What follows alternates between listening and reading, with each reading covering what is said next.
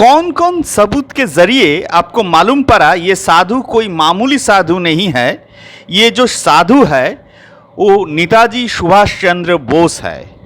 अब जहां तक सबूतों की बात है, आप केवल किताबों में लें। Charles Dickens, the works of Charles Dickens, Richard the Winter's Tale, Othello, Macbeth,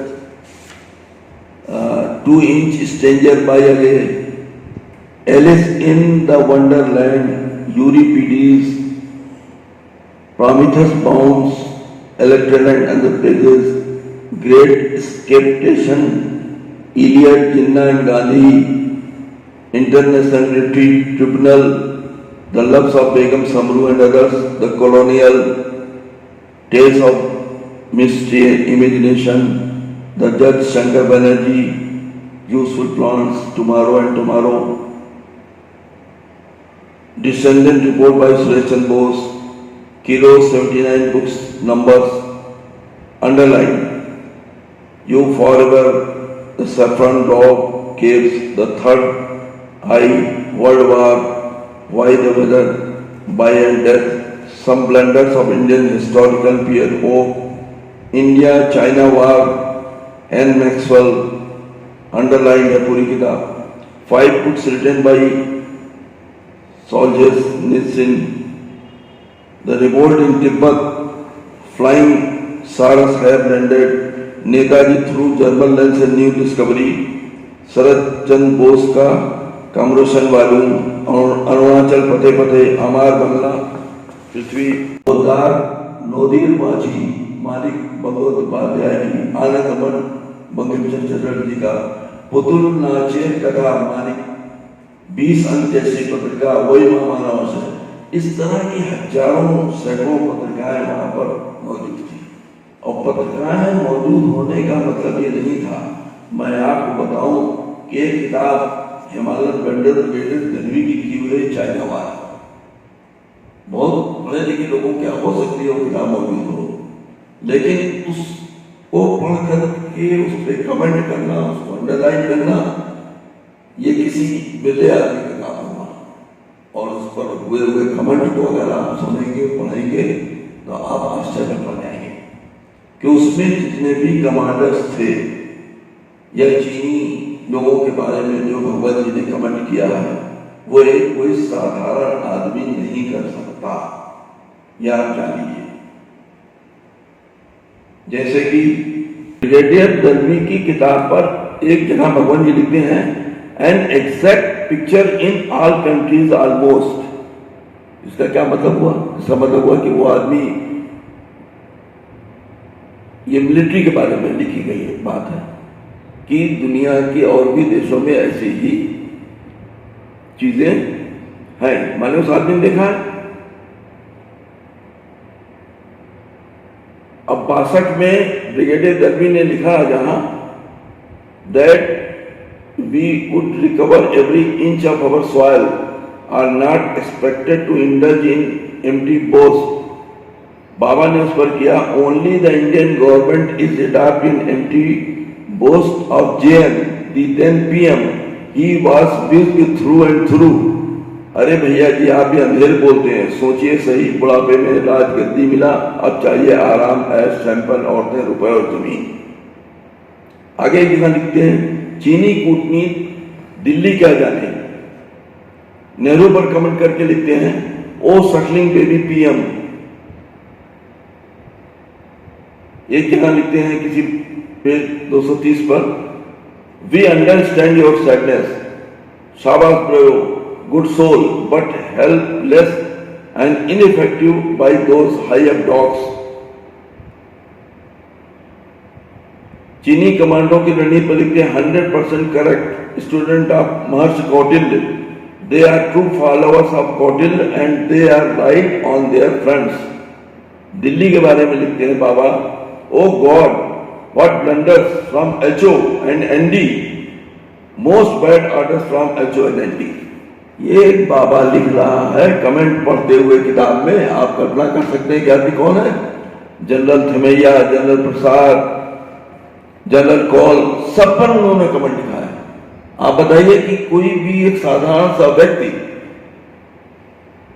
कोई एक सिपाही अगर किसी पर कमेंट करेगा तो सिपाही करेगा, सब इंस्पेक्टर करेगा सब इंस्पेक्टर के रैंक पर करेगा, एसपी करेगा एसपी के रैंक से करेगा। सेना के कमांडरों पर कमेंट करने वाला व्यक्ति कोई कमांडर स्तर का ही आदमी होगा, जो इतने बड़े बड़े जनरल प्रसाद, जनरल थमैया, जनरल कौल पर कमेंट कर रहा है, उसकी हैसियत होगी तभी वो कर पाएगा। इसका मतलब ये कोई कमांडर था, रह चुका है। ये सब बातें आपको कहां ले जाती है। अब आप आ जाइए, मैं कहता हूं कि उनके जो पत्र वहां मिले हैं, जो थोड़े बहुत अंश हम लोग पढ़ चुके हैं, उन अंशों पर जरा सा ध्यान दीजिएगा। 21/1/1981 का चारण का एक पत्र है, जिसका एक अंश है, शुभ जन्मदिन पर मैं प्रणाम करता हूं। मैं निरंतर इसी प्रतीक्षा में हूं कि कब आप सशरीर सबके सामने प्रकट होंगे। इसी दीर्घ प्रतीक्षा में मैं कभी व्याकुल कभी चंचल हो जाता हूं। आगे लिखते हैं, श्री श्री सीताराम दास ओंकार नाथ ठाकुर ने कहा है, काफी लोग कहते हैं कि मेरा सुभाष बाबू से संपर्क है, जो कि ज्ञानता नहीं है, सभी कुछ गुरु की कृपा है। मैंने ज्ञानता उनसे साक्षात्कार नहीं किया है, परंतु जो कुछ भी है वो अज्ञानता और सूक्ष्म शरीर से है। मेरी छोटी बहन कहती है कि उसने स्वप्न में देखा है इंदिरा जी काला व नीला पोशाक पहने हुए हैं, उनके साथ महाकाल है। पहले उसकी परछाई सी दिखती है, फिर अत्यधिक प्रकाशमान स्वरूप दिखाई देता है, इंदिरा जी रोने लगती हैं। अब देखिए, एक इन्वेंट्री के 2557 में दर्ज है, 7 अक्टूबर 83 का बंगला भाषा का प्रवचन है। सुभाष रचनावली के 6ठे खंड का कार्य चल रहा है, 5 खंड भेज चुका हूं। पूर्व जीवन का वक्तव्य यही समाप्त हो जाएगा। दूसरे जीवन में और दूसरे पर्याय में क्या करना है मैं जानना चाहता हूं। चारण की पुत्री अक्सर पूछती है कि अमुक, देखिए नाम नहीं ले रहे हैं, नाम बच्चे भी नहीं लेते किसी के, नेताजी का या भगवान जी के बारे में बात करते थे। चारण की पुत्री अक्सर पूछती है कि अमुक जीवित है, तो चारण हां करते हैं। फिर पूछती है कि आपने देखा है, तो चारण चुप हो जाते हैं। माने जो इनके शिष्य थे वो अपने बच्चों तक से नहीं बताते थे कि हमारा संपर्क उनसे है, इतनी गोपनीयता बरती जाती थी। फिर देखिए, एक पत्र लिखा है, शुभ जन्मदिन पर प्रणाम। मेरी पुत्री रानी ने इतिहास की पुस्तक में हवाई दुर्घटना का समाचार पढ़ा और बार बार पूछती है कि जीवित हैं या कोई और बात हुई। मैंने कहा कि हैं। वह पूछती है कहाँ हैं, तो मैंने कहा हिमालय में। तो उसने पूछा कंचनजंगा में या एवरेस्ट में। देखा आपने, अपने बच्चों को भी कोई नहीं बता रहा। ये दूसरा पत्र था। अब एक बंगला भाषा का पत्र है, जिसमें किसी ने लिखा है कि आपके संबंध में ज्योतिषी से मैंने पूछा था, जिन्होंने कहा था 1940 से 45 तक कोई दुर्घटना नहीं हो सकती, जैसा कि प्रचलित है। एक बात पत्र में पवित्र ने अपने लोगों को महत्वपूर्ण बताई कि आगामी 6 महीने के बीच हो सकता है कि प्रत्यक्ष रूप से आविर्भावी हो। चलिए, अब आपको एक आशुतोष काली, जो नेताजी की बंगाल वॉलंटियर्स के सदस्य थे, क्रांतिकारी संस्था, नेताजी सुभाष चंद्र बोस, पुराने समय की बात कर रहा हूं, उनके सदस्य थे। उन्होंने अपने लेटर पैड पर लिखा है, उसके एक अंश में पढ़ के आपको सुना रहा हूं, सुनिएगा। पिछले मई माह में मैं आपसे मिलने और वर्तमान परिस्थिति में हमें क्या करना चाहिए इसका निर्देश लेने गया था। आपका समाचार पाने के पश्चात हम लोग अर्थात अनुशीलन के पुराने कर्मी लोग आपका निर्देश पाकर उसके अनुसार काम करने से एक तीव्र प्रेरणा का अनुभव कर रहे हैं। आप महाराज के संबंध में जानते हैं कि वे पूर्वी पाकिस्तान में हैं। आपके अखंड भारत के स्वप्न और साधना की बात जानकर उन्होंने पूर्वी पाकिस्तान में ही रहकर काम करने की इच्छा व्यक्त की है। वे इस समय आपकी निर्देश की प्रतीक्षा में है। इसी पत्र में एक बहुत ही इंपॉर्टेंट बात लिखी है, मेरी इस पर नजर पड़ गई, फिर मैंने इसको बड़ा क्लियर किया। ध्यान दीजिएगा, इसी पत्र में आगे लिखा है कि सब कुछ आप पर निर्भर है। आपको यह भी बता दूं कि श्रद्धेया श्रीमती बासंती देवी आपका समाचार जानने के लिए व्याकुल हैं और आप जीवित हैं यह ठीक प्रकार से जानकर उनको बताने के लिए विशेष अनुरोध किया है। आपके निर्देश की प्रतीक्षा में रहूंगा। बासंती देवी नाम मैंने पढ़ा। जिस दिन इम्यूनिटी बन रही थी मैं चुपचाप चला आया था। घर आके फिर मैंने, जैसा मैं रोज करता था, कि किताबों को पलटता रहा, उनके ऑटोबायोग्राफी पढ़ता रहा, देखता रहा, तो मुझको मिला कि बासंती देवी देशबंधु चित्तरंजन दास की पत्नी का नाम था, जो स्वयं में एक बड़ी क्रांतिकारी थी और नेताजी को अपने पुत्रवत स्नेह देती थी। आप सोचिए कितनी बड़ी बात है कि उनको भी ये सूचना मिल चुकी थी और उन्होंने ये जानने का प्रयत्न किया कि हाँ वो जीवित हैं और स्वस्थ हैं। ये सब क्या इंगित कर रहा है? ये सारा कुछ इनडायरेक्ट डायरेक्ट है? ये सारा कुछ इनडायरेक्ट है। अब भगवान जी भी ऐसा नहीं है, क्या लिखते थे जरा देखिएगा। अपनी राइटिंग बचाते थे तो रोमन इंग्लिश में लिख दिया उन्होंने। क्या लिखा? मैं भूल नहीं सका अपनी चिर आराध्य साधना की इष्ट देवी बंग माता की स्नेह प्रेम दया प्रीत प्यार की मूर्त रूप आप लोगों की ही आशीर्वाद। इस दिन को रक्षा कवच में ढककर रखना ही मेरा सब कुछ। एक अनजान पथिक फकीर। अब आप सुनिए दूसरा एक लेटर आशुतोष काली जी का। अनुशीलन भवन चंडी घोष रोड कलकत्ता से। अनुशीलन भवन क्या है? वहां से एक आदमी लिख रहा है, आप वर्तमान में जिस अशांतिपूर्ण बेचैन अवस्था में हैं, ऐसे समय में हमारे पुराने युग के विप्लवी आपके साथ संपर्क रखना चाहते हैं। आपके इस स्थिति के संबंध में जानकर मैं हाशमी सेन के साथ मिलकर आपके पास आने के लिए प्रस्तुत था, पर डॉक्टर पवित्र मोहन राय को साथ लेना तय हुआ। पवित्र मोहन राय हम लोगों को विप्लवी दल के सहकर्मी और आपके स्नेह के पात्र विश्वासी को भेजना तय हुआ। आपसे निर्देश लेने के बाद हम आपसे मिलेंगे। आपको जो इससे पूर्व पत्र लिखा था वह पवित्र के साथ ले जाने की बात थी। आप पवित्र को विश्वास करके जो सब निर्देश दिया है वह सब जानकर हम सब आश्वस्त हैं। आपका प्रथम निर्देश गोपनीयता, जो हम लोग निष्ठा पूर्वक पालन कर रहे हैं, पवित्र मिलिट्री लाइफ से परिचित है एवं आपकी गोपनीयता और सुरक्षा पूरी तरह से पालन हो, मैं आपसे मिलने आ रहा हूँ। आपकी विपदा सिर्फ आपकी ही विपदा नहीं है, बल्कि हम सब की विपदा व समग्र देश की विपदा होगी। वह गुरुतर हानि का कारण बन सकती है। आपके उपदेश और निर्देश के अनुसार हम लोग चलने के लिए प्रस्तुत हैं। इसके लिए हम लोग आना चाहते हैं। आपके निर्देश हम लोगों के लिए सैनिक की तरह सिरोधार है, अभी भी इस उम्र में भी होगा।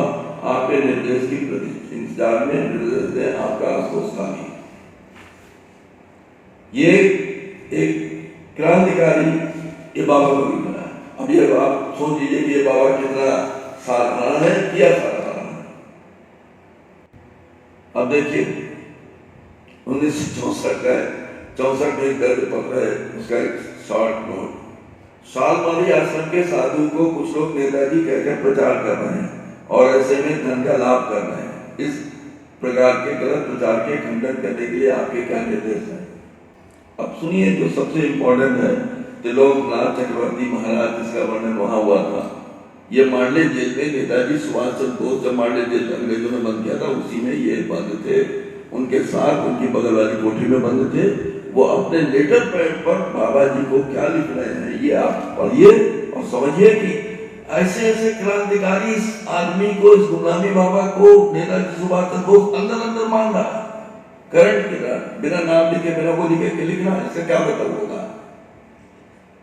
देखिए क्या कहते हैं, जय युक्तेषु। देखा आपने क्या संबोधन है? कोई नाम नहीं, कोई वो नहीं। देश विभाजन के बाद मैंने स्थिर किया कि मैं देश त्याग नहीं करूंगा, इसलिए पूर्व पाकिस्तान में ही हूँ। ब्रह्म देश के मांडे जेल में जिनके साथ मैं इकट्ठा गया था, जेल में घुसने के बाद जिन्होंने कहा था कि महाराज की सीट मेरे पास रहेगी, और मैं जिनके पास था भी, एक साथ टेनिस खेला हूँ, दुर्गा पूजा के लिए साथ साथ आंदोलन किया था, वह सब बात मैं बिल्कुल नहीं भूला हूँ। दिल्ली में सन 1940 में शंकरलाल के घर में जिनके साथ मैं इकट्ठा था, यूपी भ्रमण के समय मोटर में मैं जिनके बगल में था, प्रचंड ठंड की रात में आगरा के मैदान में रात के 9 बजे तक बहुत हजारों लोग जिनकी प्रतीक्षा में थे, मैं भी सागर उन्हीं की प्रतीक्षा में हूँ। पूर्व पाकिस्तान के सताए हुए लोग उन्हीं की राह देख रहे हैं। इति लोकनाथ चक्रवर्ती महाराज। इन सब पत्रों को पढ़ने के बाद कोई भी समझदार आदमी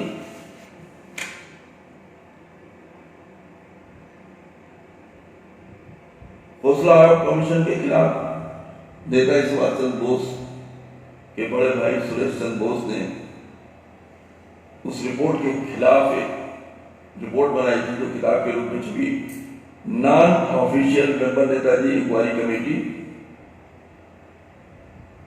डिसेंडेंट रिपोर्ट उसका नाम था। वो किताब यहाँ मौजूद है। किताब मौजूद होना कोई बड़ी बात नहीं है। उस किताब पर किसी ने उसको किसी को भेंट किया है। मैं अगर आपको कोई किताब भेंट करूंगा तो मैं आपका नाम पहले लिखूंगा, फिर भेंट के बाद अपना नाम हस्ताक्षर करके दूंगा। ये तरीका है किताब पुस्तक भेंट करने का। अब इस किताब पर क्या लिखा है इसको आप ध्यान से सुनिए और समझिए, इसका अर्थ निकालिए। परम कल्याणीय देवचिर जीवेशु प्राणाधिक स्नेह आशीर्वाद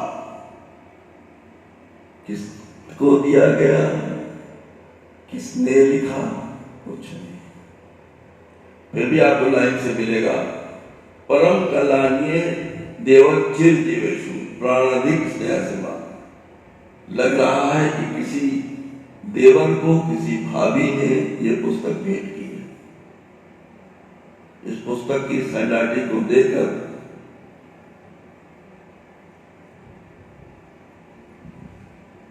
उनकी लड़की ने कहा था कि ये मेरी मां की राइटिंग है।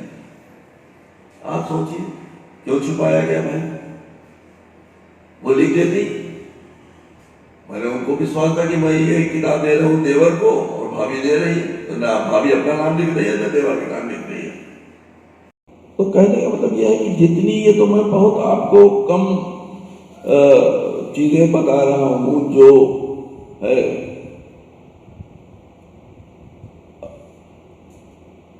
अब एक पत्र और है श्री विश्वनाथ जी का है 64 में 17/1/64 को लिखा गया है। उसकी एक कुछ लाइनें आप देखिए। अशोक सेन ने मुझसे पूछा, ये किसी काम से विश्वनाथ राय जी गए थे, अशोक सेन मंत्री थे वहां पर, उनके पास गए थे। तो क्या लिखते हैं, अशोक सेन ने मुझसे पूछा, अच्छा आपके गुरुदेव क्या इसी देश में रहते हैं? अच्छा क्या सौलमारी के साधु का नेताजी है? मैं थोड़ा संभल कर बोला कि मैंने निहारेंदु से सुना है कि यह साधु नेताजी नहीं है। पहले प्रश्न को टालकर दूसरी बात कहकर मैं वहां से चला गया। मुझे संदेह है ये लोग कुछ संदेह रखते हैं, आपको सतर्क रहना होगा। अरे भाई इस बाबा को क्यों सतर्क रहना होगा? देखा आपने, आपको सतर्क रहना होगा। क्या कनेक्शन है? अब आप जो सबसे बढ़िया चीज देखिए, हजारों पत्र हैं पवित्र मोहन राय के, पीएम राय के। पीएम राय का एक बहुत बड़ा पत्र है जिसकी कुछ लाइनें मैं आपको पढ़ सुनाता हूं। इन्वेंट्री की 1672 पर यह पत्र दर्ज है। मेरा सबसे पहला वक्तव्य आपकी ही भाषा में, you are my intelligence officer without fear और फेवर मस्ट ... पूर्व के समान ही unflinching faith and love, trust, unwavering obedience, total dedication and loyalty, दृढ़ अटल हूं और रहूंगा। आज सुबह के टेलीग्राम में यही बात दृढ़ता से व्यक्त किया हूं, आप आशीर्वाद करें। कितना क्लियर लिखा हुआ है कि वो अपने इंटेलिजेंस ऑफिसर को ये कह रहे हैं कि तुमको इस तरह रहना पड़ेगा, विदाउट फियर फेयर होकर तुम्हें मेरी वो करनी पड़ेगी। अरे साफ साफ तो लिखा है भैया। अब क्या आप चाहते हो कि वो अपना राशन कार्ड और वो आईडी कार्ड दिखाएं कि मैं नेताजी सुभाष चंद्र बोस हूं? आप मान जाएंगे? तो इस तरह मैं चाहता हूं कि इसकी खुद अब एक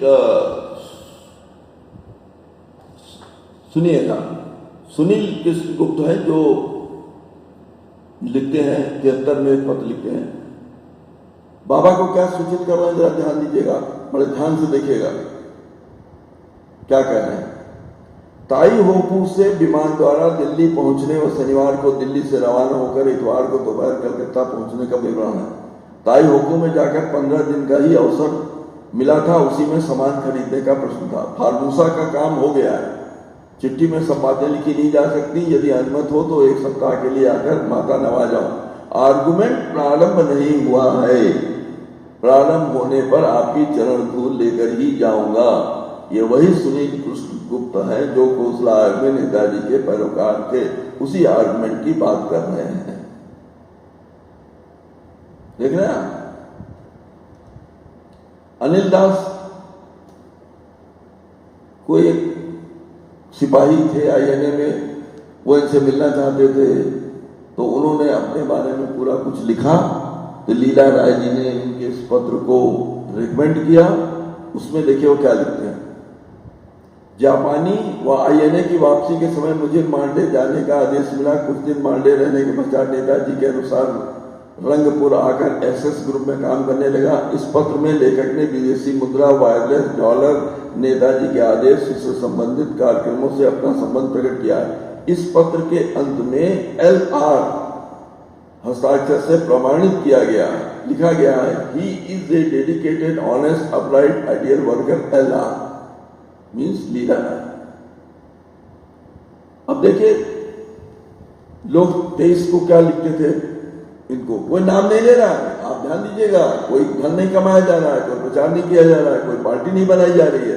इनके इर्द गिर्द कोई नाम नहीं ले सकता था। यहाँ लोग जानते नहीं थे, 10-20 आदमी के अलावा कोई मिलते नहीं थे, जानते नहीं थे, नेताजी का नाम कोई नहीं ले सकता। फिर भी देखिए क्या लिखते लोग, सारे वर्ष हम लोग व्याकुल होकर जिस दिन की प्रतीक्षा करते हैं, आज वही 23 जनवरी है। मेरे परम आराध्य और जगत वर्णीय महामानव के श्री चरणों में अनंत कोट प्रणाम। कब हम लोगों की इच्छा पूर्ण होगी, इसी में प्रतीक्षा में दिन गिन रहा हूं।